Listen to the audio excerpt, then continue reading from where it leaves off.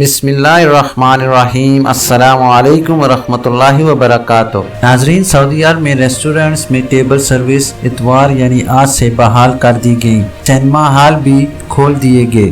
سعودی وزارت داخلہ نے بیان میں کہا ہے کہ اتوار 7 مارچ سے کورونا SOPs کے تحت لگائی گئی کئی پابندیوں میں توسیع نہیں کی جائے گی۔ ریسٹورنٹس اور گہوہ خانوں میں ٹیبل سروس بحال کی جا رہی ہے، جبکہ سینما، جم اور سپورٹس سینٹرز کھلنے کا فیصلہ کیا گیا ہے۔ سرکاری خبر رساں ایجنسی SPA نے اپنے بیان میں بتایا کہ سماجی تقریبات میں زیادہ سے زیادہ 20 افراد شرکت کر سکیں گے۔ وزارت داخلہ نے یہ بھی کہا کہ آئندہ مرحلے میں ماسک اور سماجی فاصلے جیسی پابندیوں پر عمل درآمد یقینی بنانے کے لیے چھاپے بڑھا دیے جائیں گے۔ بیان میں بتایا کہ قبرستانوں میں نماز جنازہ کے اوقات کی پابندی جاری رکھی جائے گی۔ وزارت داخلہ کا کہنا ہے کہ 3 اور 14 فروری کے جاری کردہ وضاحتی بیانات میں جن حفاظتی اقدامات کا فیصلہ کیا گیا تھا، اب ان میں کوئی توسیع نہیں ہوگی۔ ناظرین، یاد رہے کہ سعودی وزارت داخلہ نے صرف اندرونی پابندیاں ختم کی ہیں، فلائٹس کے متعلق تاحال کوئی اعلان نہیں کیا گیا۔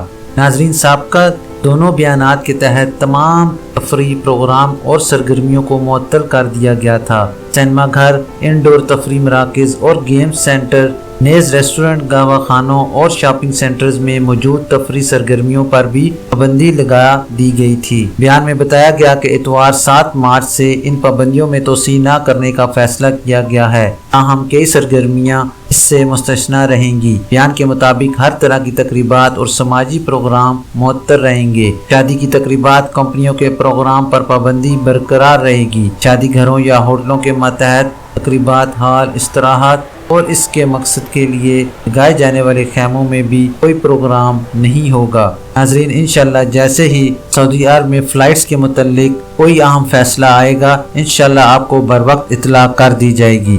ناظرین، یہ تھی ابھی تک کے لیے خاص خبر۔